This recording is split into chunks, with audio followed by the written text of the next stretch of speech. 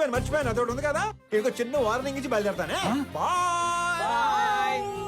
మా నాన్న ఒకటే చెప్పాడు, ఏమని? ఏదైనా గొడవ వస్తే అస్సలు ఆలోచించకుండా ఎరగదీసేమన్నాడు. నేను కామన్ మ్యాన్ కదా, ఇది సరిపోద్దిగా.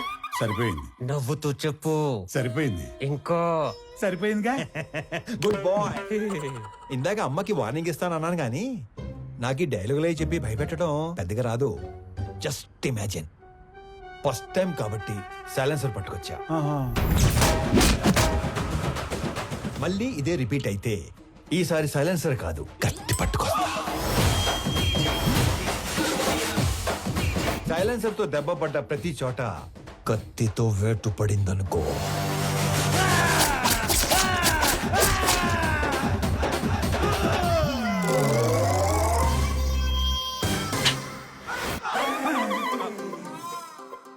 థ్యాంక్ గాడ్ కత్తి పట్టుకు రాలేదు కాబట్టి నీ చేతులు ఇంకా నీతోనే ఉన్నాయి.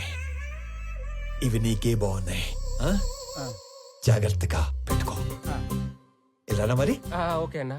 ఏంటి? ఏం లేదన్నా, వెళ్ళండి. తొందరగా వెళ్ళమనరా. వెళ్ళండి.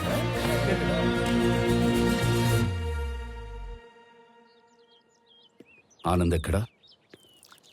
రెడీ అవుతున్నాడు.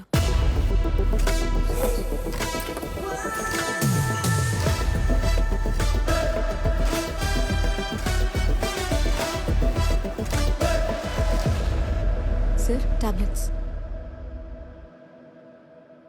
వైజాగ్లో ఏదో గొడవ అయిందట సార్. అది వైజాగ్లో ఏం జరిగింది?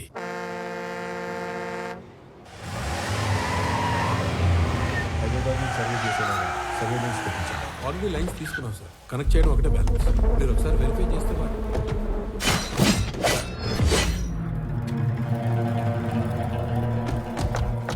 ఎవరు మీరు?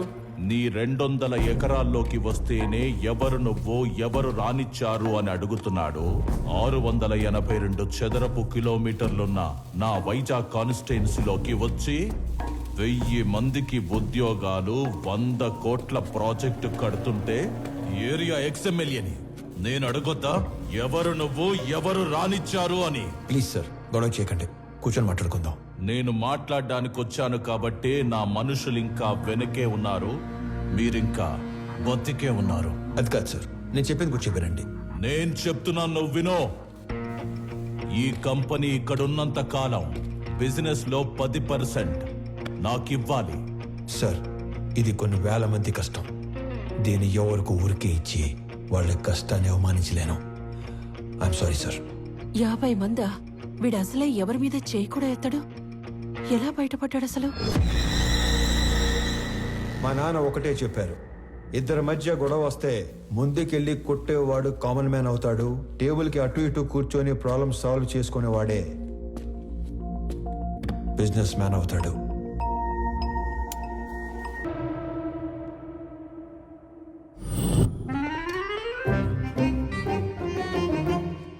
అండి వచ్చాడా? పొద్దునే వచ్చేసాడు సార్. మొన్న ఏదో లోన్ అప్లై చేస్తా అన్నారు, అప్లై చేశారా? ముందే తీసుకుంటే ఖర్చు అయిపోతే తీసుకోలేదు. లోన్కి అప్లై చేశాను, 15 రోజుల్లో శాంక్షన్ అయిపోతుంది. తర్వాత 1 రోజుల్లో పెళ్లి, అన్ని సెట్ అయిపోతాయి. Super sir. మీరు స్వామి ఎండి గారు పిలుస్తున్నారు. బాబాయ్, లోన్ శాంక్షన్ చేసినట్టున్నాడు. ఇప్పుడు వస్తాను. లోన్ శాంక్షన్ చేసినందుకు చాలా థ్యాంక్స్ అండి. గొడవ అయిందంట. Yes sir. నాకు నీలో హీరోని చూడాలని ఉందయ్యా. అర్థం కాలేదు సార్. Termination letter. ఎందుకు సార్? ఇందాక నువ్వు కొట్టినాడంటే నీకు భయం లేదట కదా. అస్సలేదు సార్. నాకుంది సార్. వాడు మళ్ళీ వస్తే కొడతావు కదా. బ్రహ్మాండంగా సార్. నేను కొట్టలేను, అందుకే. నన్ను నమ్ముకొని ఇంట్లో 3 ఉన్నారు. నన్ను నమ్ముకున్న ఆఫీసులో 300 మంది ఉన్నారు. ఏదో ఫిక్స్ అయ్యాడు. ఇంతకీ ఏమంటారు? నిన్ను తీసేస్తే నేను హీరో అవుతా, మానేస్తే నువ్వు హీరో అవుతావు. నాకు నీలో హీరోని చూడాలని ఉంది. డైపర్ కంపెనీ పెట్టుకుంటే సరిపోదు, మాటికి అది వాడకుండా ఉంటే ధైర్యం కూడా ఉండాలి. పిరికేదావా అని ఎక్కడైనా మర్చిపెట్టుకో. ఫోన్లే స్లోగానే తిట్టాడు. మొన్న పెళ్లి చూపుల్లో నాన్నగారు పెళ్లి చాలా గ్రాండ్గా చేయమన్నారు. సడన్గా అనేసరికి మీరు ప్రిపేర్ అయ్యారో లేదో అని. మీకేం అభ్యంతరం లేకపోతే మా ఇంట్లో తెలియకుండా నేనే డబ్బులు ఇస్తాను. అయ్యో, ఏం పర్వాలేదు. మా వాడు అన్ని అరేంజ్మెంట్స్ చేసేసాడు. పెళ్లి అద్భుతంగా చేసే బాధ్యత మాది. ఆల్రెడీ చేసారా? ఉంటానండి. అలాగే, మంచిదే. అలాగే బాబు.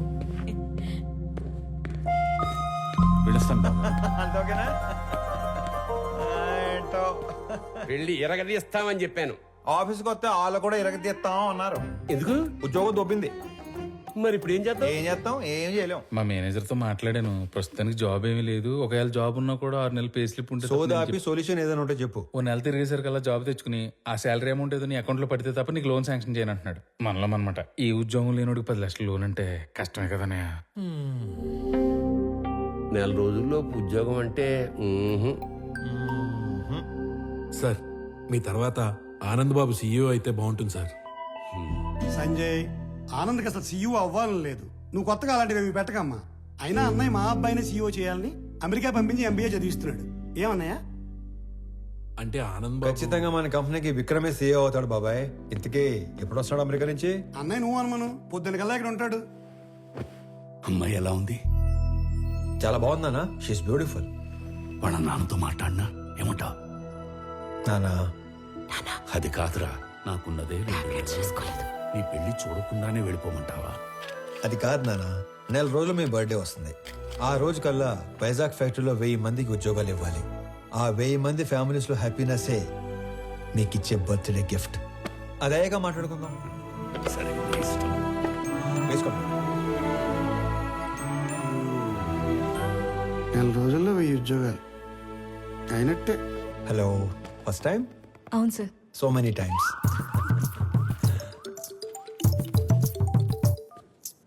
ఫోన్ చేసి మాట్లాడదేంటి? హలో అన్నయ్య, బావ మీట్ అవుదామంటే కాఫీ షాప్కి వచ్చాను. నువ్వు పెళ్లికి ముందే మీటింగ్లు పెట్టుకుంటే. Sorry brother, sorry. హలో అన్నయ్య. నువ్వు పెళ్లికి ముందే మీటింగ్లు పెట్టుకుంటే పెళ్లి టైంకి మేము సెటిల్మెంట్లు పెట్టుకోవాల్సి వస్తుంది. అసలు ఒకసారి ఎందుకు వెళ్ళావు? నా ఫ్రెండ్తో కలిసి వచ్చాను అన్నయ్య. అయినా నువ్వు కూడా వస్తావేమోనని కాల్ చేశాను. నేను ఒక ఇంటర్వ్యూకి వచ్చాను, అయ్యాక వస్తాను. ఫోన్ పెట్టి.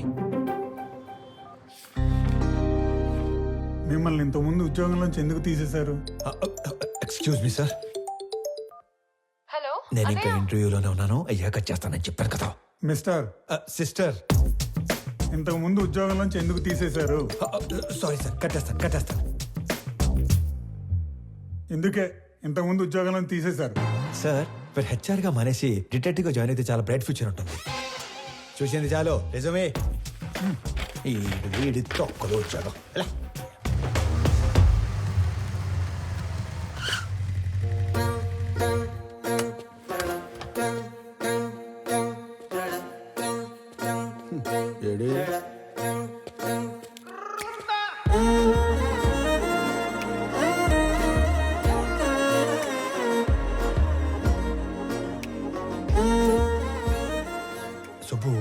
సుబ్బయ్య ఎక్కడ?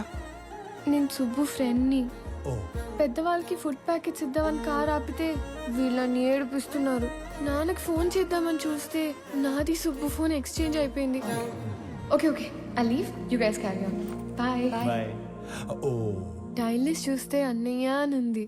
అన్నయ్య అయితే ఏ ప్రాబ్లం నుంచి అయినా సేవ్ చేస్తాడని నేనే మెసేజ్ చేశాను. అన్నయ్య ప్రాబ్లం ఉన్నా అని మెసేజ్ చేస్తుంది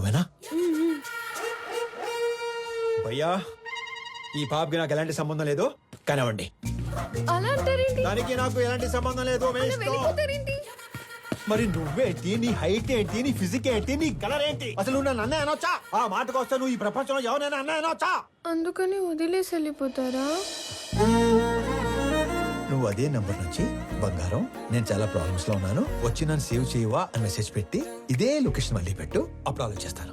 హలో, ఏంటి హీరోయిజం చూపిస్తున్నావా?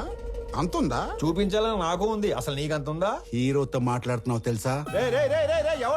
ఎవరు ఇటుకి నా డైలాగ్ ఇచ్చింది? నువ్వు మెసేజ్ చేస్తున్నావు లేదా? అబ్బాయి కన్ఫర్మ్, ఈసారి అడ్రాను, మీ ఇష్టం. హలో ఓయ్, అటు రాడు గాని మనం చూసుకుందామా? బంగారం, నేను ప్రాబ్లంలో ఉన్నాను, వచ్చి నన్ను సేవ్ చేయవా? నేనే రానుకో, అలిగాను. ప్లీజ్ రా, నా బుజ్జి కదూ, నా బంగారం కదూ, రా నాన్న.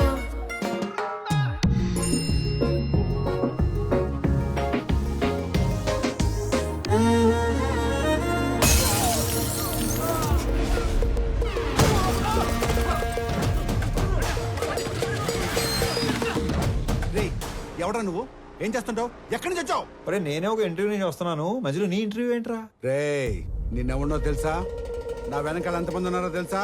ఒక్కళ్ళేడు మొత్తం జంపు. అయినా సరే నన్ను కొడితే ఎవడొస్తాడో తెలుసా? అంబులెన్స్ చేసుకుని డ్రైవర్ ఒక్కడు. ఏంటి మజాక్ ఉందా?